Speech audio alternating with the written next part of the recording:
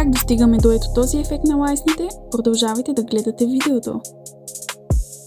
Първата ни стъпка е да подготвим лайсните за грунт, като ги изкорим. Някои са търкани с машина, а другите на ръка.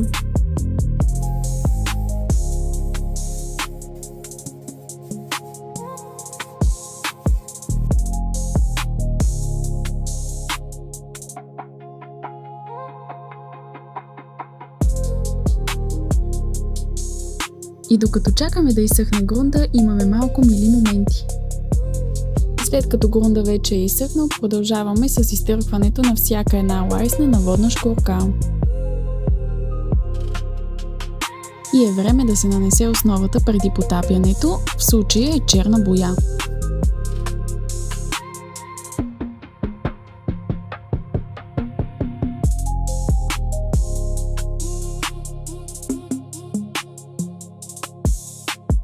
И за конкретните лайсни, които са от мотор, клиентът си избра това фолио.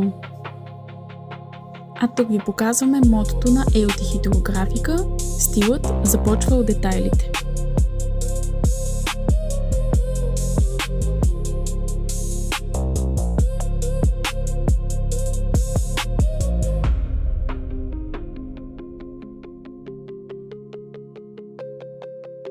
Предните кадри подготвихме ваната и фолиото и вече е ред на топенето на детайлите.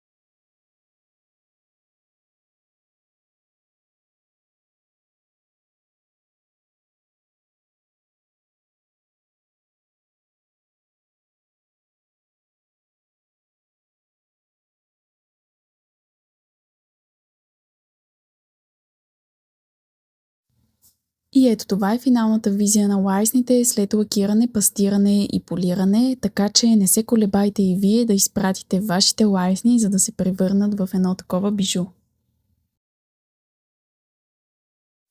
Благодарим ви, че останахте с нас!